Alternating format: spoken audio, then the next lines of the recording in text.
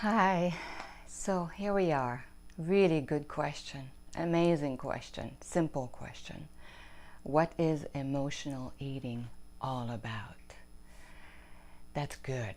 That's a good question to ask yourself. And I think it's a great question to ask yourself at the very beginning of a resolution or a decision and intent to change the way you perceive yourself physically. It's a very important question because why you start an eating program or an exercise program is really important. That's your deep anchor. So there's so much to say about that, but everything always comes back to an ability to be at peace with who and what you are. And people often will go black and white, and it's an easy way not to really dig in and change things profoundly for yourself when you go black and white. So either or, because life is so not about either or. Life is about your ride. Life is about how things are set up, created in order for you to get the best possible opportunities to find that peace and that joy and that, sense of really loving your life. And that can go into so many areas that we can discuss. But emotional eating then is what happened to you. How did you handle things that seemed overwhelming and things that seemed like you could not do anything about? And usually it goes way early in your life when you're young, and in many ways you're not really in charge of what is going to happen, how things are going to be handled or not handled, discussed or not discussed, nurtured and embraced or not. So all these things where you feel kind of helpless as a young child, you sort of take control where you feel you do have control. Or often your parents will, give you food to nurture you. I'm not saying they're replacing their emotional nurturing solely with food, but part of how they felt nurturing was with feeding themselves good, yummy food, whatever that is for them. And so they extend that to you. It's part of how they love you, and it's not like they're trying to sabotage you. So you don't know what you don't know. We do many things out of unconsciousness or good intent, but you do what you know how to do. So you can't blame people forever for a certain situation you find yourself. You can also trust that those situations were set up in a certain way, that this is how you can gain the most out of your life by embracing these situations and realizing that perhaps it's not against you, it's for you. Anyway, another topic. But it's all the same. So perhaps you felt lonely, and out of loneliness, food became how you nurtured yourself and felt yourself surrounded and okay with this feeling of loneliness. So it could be loneliness, it could be anger, it could be victimhood, it could be, it could be anything. You can replace loneliness with any emotions, whatever emotions trigger for you a sense of reaching for food. And again, it could be reaching for anything. It could be reaching for clothes. It could be reaching for a lot of people around you liking you, so doing what you need to do in order for people to like you. It could be exercise. It could be sex. It could be distractions of any sort. Anything that will take you out of feeling that is so uncomfortable that you want your way out and you want it quickly, instant gratification. So obviously, one of the things that I recommend, it's not easy, is to sit with it.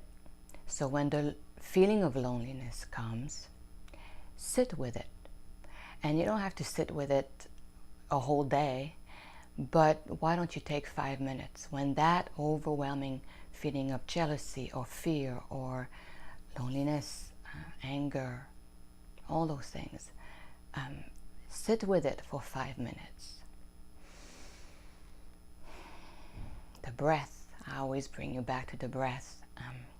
So breathe in that feeling, feel it all the way. And what's really important with that exercise is to actually pay attention to what your mind is trying to do with it, because your mind, thinking it's doing you a favor, will try to get you out of feeling it.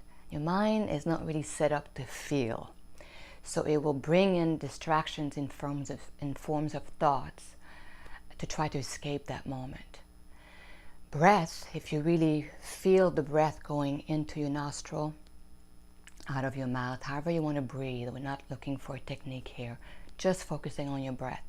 That brings you back into the moment, because I've discussed that earlier in one of my first little video, was that it's very hard to really focus on your breath and think at the same time. It brings you back in the present moment. And so you breathe and you feel, and you feel and you breathe, and your thoughts come in and you don't go into it, right? That knee-jerk reaction, you don't believe your thoughts. So they come, it's okay. Every time a thought comes in, you just go back to your breath, which will bring you back to feeling that feeling. And you stay there for a few moments. Listen, 2 minutes might be all you can take at that moment. And then by all means, reach for that cupcake, right? Reach for exercising yourself to death.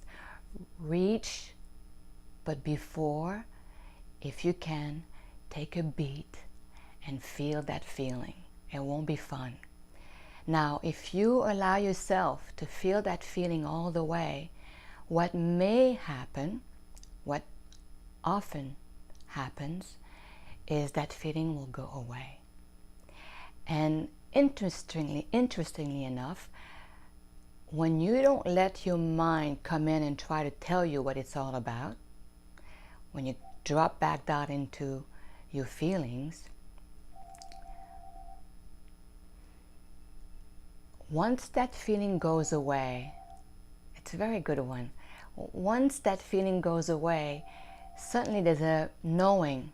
There's a knowing of what this is all about. It could be very abstract. It could be a sense of feeling, or some kind of freedom, of some kind of feeling lighter. But also, it feels very good to see that it goes away. It doesn't stay forever. Because people think, oh, that you're not doing anything about it. No, it's the opposite. By non-doing, something wiser, greater than you, more loving than your thoughts will come in. And as the emotion that was disruptive comes in, something enhancing and harmonious comes in. And so if you can allow yourself to do that a few times a day, or even in the morning or at night, or perhaps when it's the most challenging, when you really know that your pattern is to reach out for food, do it then, even for 1 moment. But it would be great if eventually you could train yourself to stay there until the emotion, the overwhelming emotion, the emotion that you felt you had no power over, subsides all by itself and goes away. And that's true power, because you're not trying to control anything. You're not trying to distract you from it and replacing it with another distraction, which is really just flipping the coin. You're not really allowing something that's completely disruptive in your life to be done with. You're just, flipping it. So suddenly, poof, it's gone. Your breath will be calmer, and it's just gone. And you don't really quite know how it happened, because you didn't allow this to tell you how to do it. That's the heart in action. That's what we mean by let the heart be the leader. And the mind is just sort of taking the heart's lead and helping the heart achieve something. Achieve is the wrong word, but we're stuck with the world of duality when we use words. So try that, would you? And you know, I'm not doing these videos just to hear myself talk and to get thumb up or thumb down. It's lovely, I appreciate it, and when you do the thumb up, I'm hoping and I'm trusting that you mean that it's helpful, because that's really the whole goal, is to have a conversation and have these little videos to see if we can support each other. That's what the Beachbody community is all about, right? Supporting each other in doing or being the person that's the most enhancing in order to have a happy, joyful, calm, peaceful, harmonious life is all about. So by all means, bring your comments. I really welcome them. And you know, if something is not clear, if you need more clarification, and I see that coming back over and over again in the comment box, then I know that perhaps I need to go deeper into this or get concrete example. I was hoping to do that in this video. So by all means, come with me, play with me in this forum, and let's see if we can help each other. So have a great day. Thank you. I hope it helps.